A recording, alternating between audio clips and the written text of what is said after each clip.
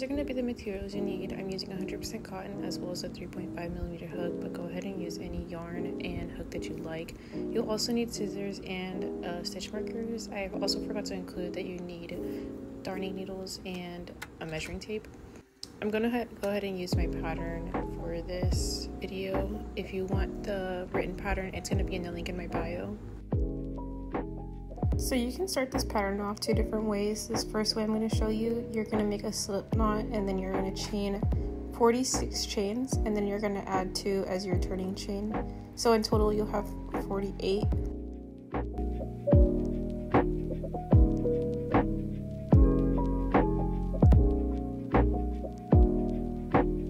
So when you add your 2 extra chains at the end, you're gonna count back 3 chains, and in your third one you're gonna place your first double crochet.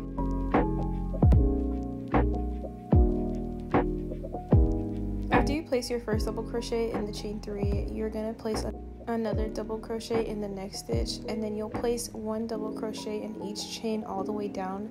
So in total you should have 46 double crochets, but you won't be counting that first turning stitch that you made, the chain 2.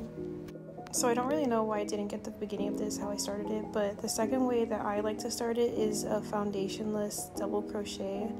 I'm just gonna make 46 double crochets, and I'm gonna count that first chain 4 as my first double crochet, and I'm only gonna make 46 just because I'm not gonna have to have a turning stitch. Just because I didn't get the first camera footage of me starting this, I'm gonna add a link on how you can do this down below. So this is what it should look like after you have your 46 double crochets. Once you have your 46 double crochets, you're going to want to chain 2, and this will be your turning stitch. It won't count as your first stitch, but once you turn, you're going to place a double crochet in the same stitch you chained up 2 from, and then you're going to place another double crochet in the following one, and then you'll place 1 double crochet in each stitch all along this chain.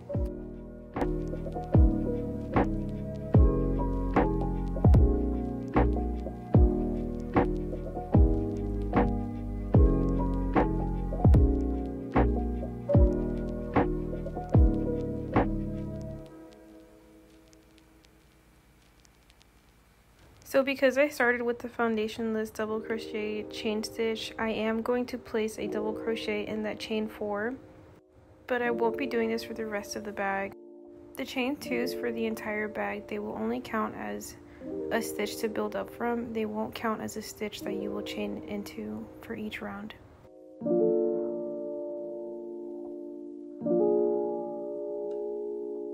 So after row 2, it should just be looking like 2 rows of double crochet. I will show you the measurements that I have for this yarn that I'm using.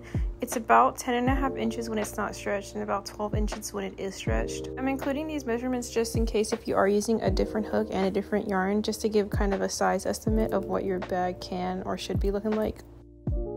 So to start row 3, you're going to chain up 2 and then you're going to turn your work. And then you'll be placing a double crochet into the stitch that you chained up 2 from.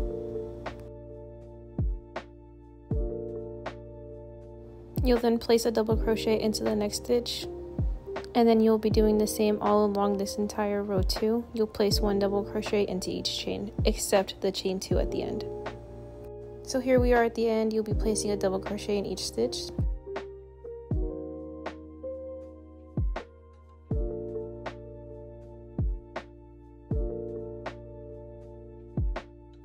Be placing a double crochet into that chain 2, it's just turning chain.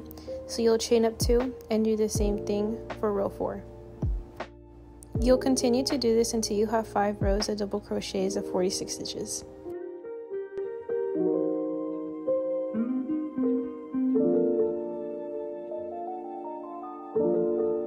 So this is what it should look like after you have 5 rows of double crochets.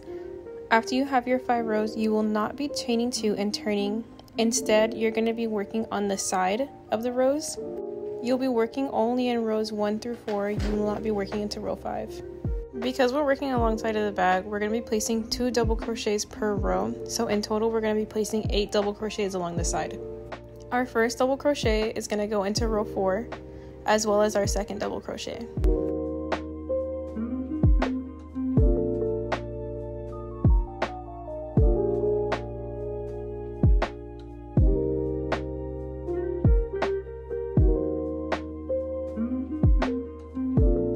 Our third double crochet is going to be placed into row 3, as well as our fourth one.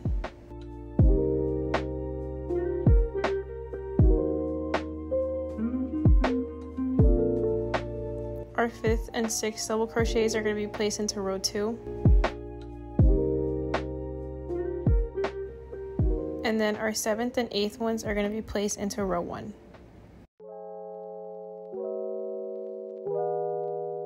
After placing your 8 stitches along the side, this should give you 54 stitches that you have, including from the row 5 as well as the 8 that you have on the side.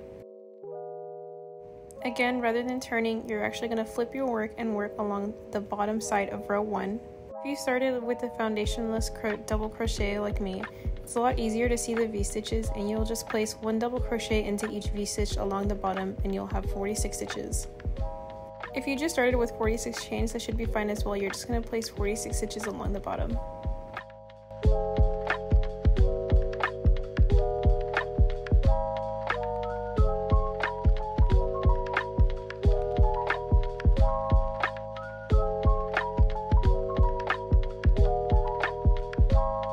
If you did start with the foundationless double crochet, just remember that that chain 4 does count as a stitch, so you're going to place your last double crochet into that chain 4.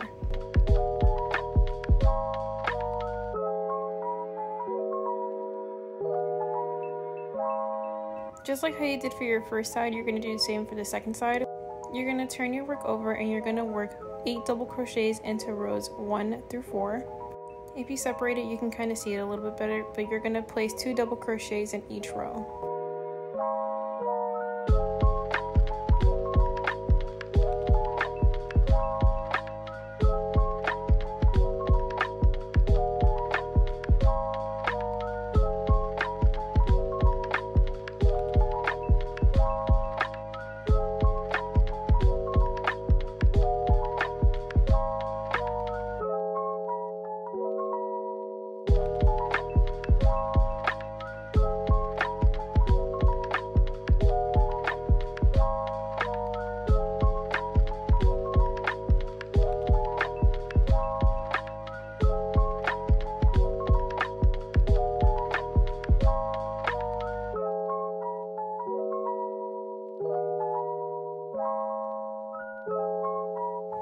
Once you've placed those 8 double crochets, you won't place any into row 5 because instead you'll be attaching this side row to row 5 with the slip stitch at the top of that first double crochet you made. After you have slip stitched, this will now count as round 1. You'll then chain up 2, but you will not turn your work. So because we want our seam to be a little straight, we're going to skip this first stitch that we chained up 2 from, and we're going to go ahead and double crochet into the second stitch. You'll then place another double crochet into the next stitch, and then you're going to continue by placing 1 double crochet into each stitch in round 1.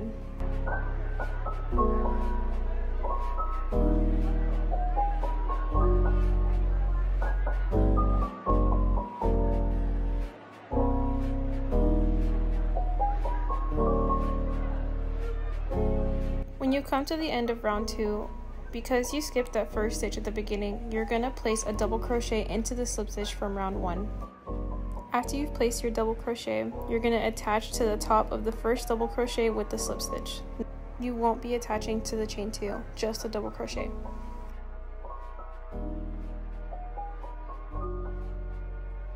Round 3, you're going to chain 2, and then instead of skipping the first stitch, you're going to actually place a double crochet into that first stitch.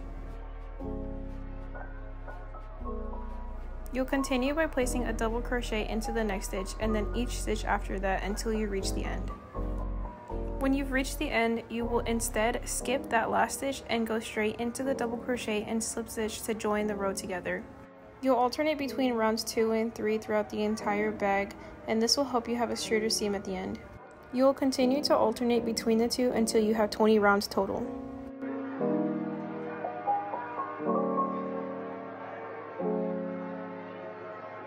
After you have 20 rounds for your bag, you're going to want to either chain 1 or 2 and then fasten off.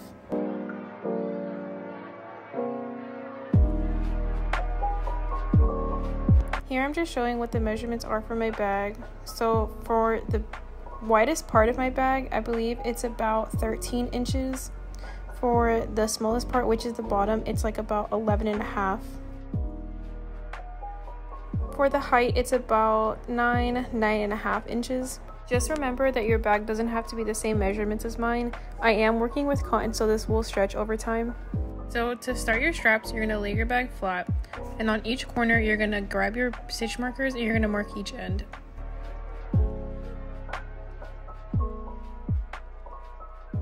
So here I'm just marking one end, and then I'm gonna go ahead and mark the other one as well.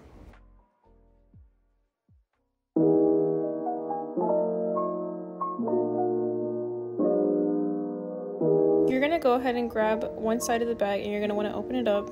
Not counting the stitch where the stitch marker is placed, you're gonna count 17 stitches to the right. On the 17th stitch, you're gonna place a stitch marker.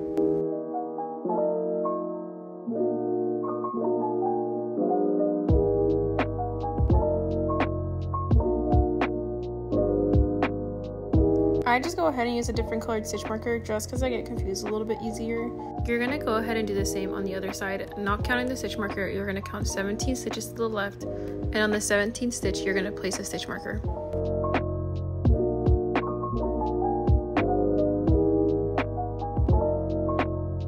So this is what one strap side should look like. Go ahead and pause the screen if you want to count or if you just want to take a look at it.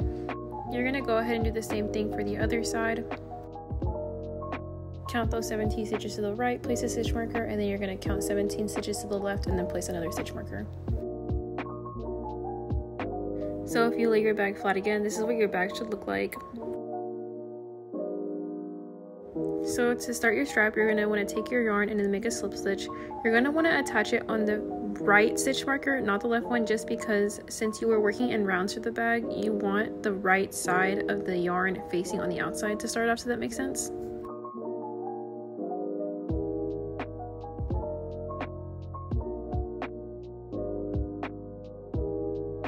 Once you attach your yarn, you're going to want to chain 2, and then you're going to place a decreasing double crochet into the first 2 stitches. Again, your chain 2 is not counting as a double crochet, so you will place a decreasing double crochet including the stitch where you chained up 2 from. So that stitch and then the next one as well. So on my bag, the red stitch marker represents the middle of the strap, so you're going to want to go ahead and place regular double crochets along this entire side of the strap until you get into the 3rd stitch from the end.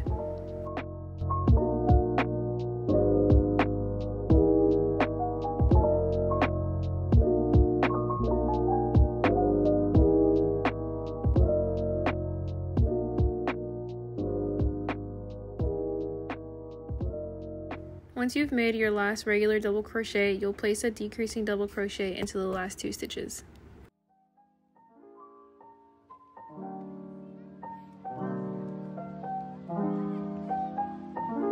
You're going to want to chain up 2 and then turn your work. You just completed row 1 and now you'll do row 2 for your strap. You'll place a decreasing double crochet into the first 2 stitches, and then you'll place regular double crochets until you get to the 3rd from the end.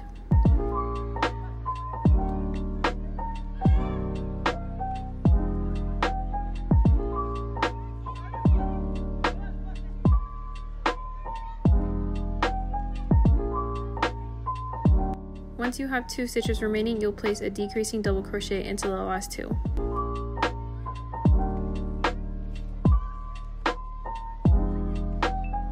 Again, you'll chain up 2 and then turn your work.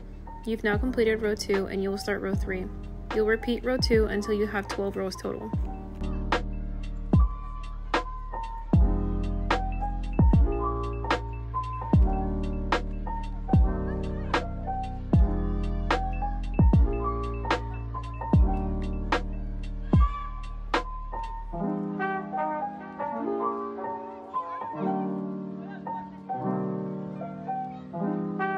So after you've done 12 rows of decreasing at each end, this is what your strap should look like right now. It kind of just looks like a flat pyramid triangle thing.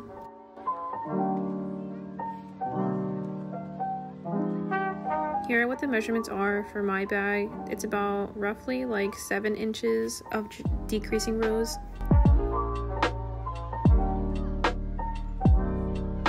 To start row 13, you're going to chain 2 and then turn your work, but you won't be placing any decreasing on the ends. Instead, you're just going to be placing regular double crochets into each stitch.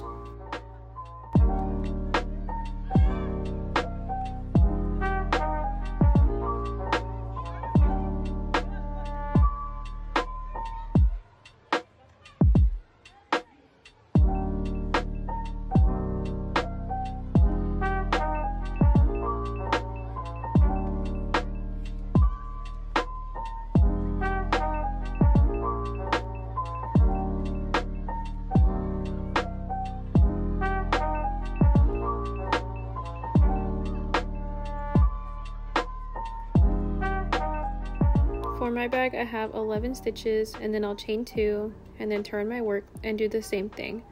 I'll do the same until I have 24 rows total, 12 decreasing and then just 12 regular rows.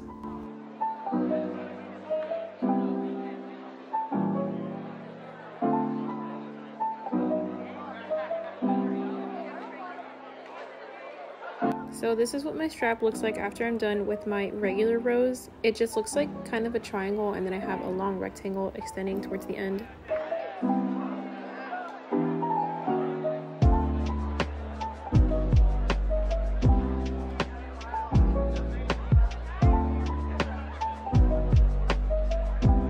These are what my measurements are. I believe this rectangle part is about 7 inches as well.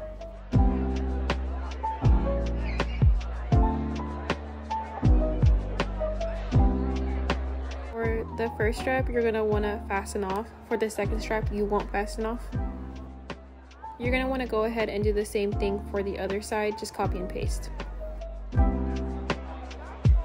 Once you're done with your other strap, you won't fasten off because you will be using this yarn to attach both straps together. You're going to want to chain 1 and turn with both straps right sides facing together. I'm kind of off camera right now for a bit. I think it's because I was looking at my hands rather than the viewfinder. But you're going to want to slip stitch into the innermost V's of each stitch alongside the straps. I will zoom in a bit here, so just give it a bit, I'm sorry.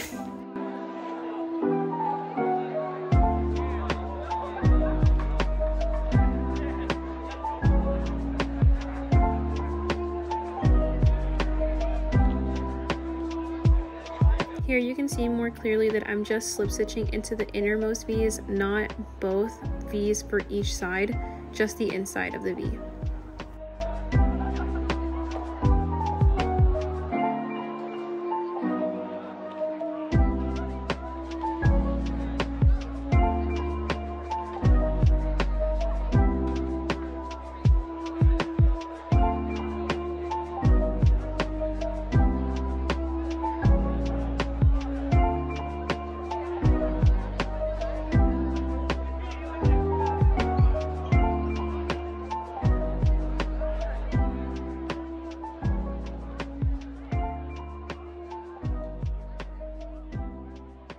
And then just for good measure, because I have a little bit of anxiety when I come to the end, I just place like an extra slip stitch, not in any V, just like on the side. It doesn't throw it off or anything. I just want like just a stitch more support. You're either going to chain up 1, chain 2, and then you're going to fasten off.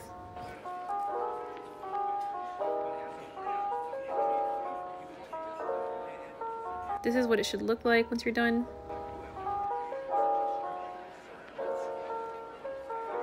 You'll then grab your needle and then you're just going to weave in any of the ends that you have.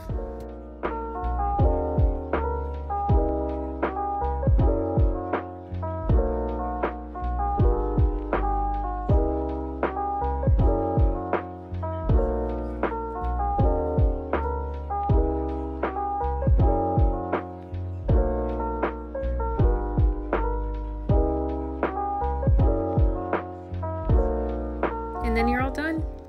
I really love this design. It's super cute, super simple, super basic, or if you just want to add anything to it, I think it's really cute. If you do happen to use my bag tutorial, or if you do make anything recreating this tutorial, please make sure to tag either my YouTube or my Instagram.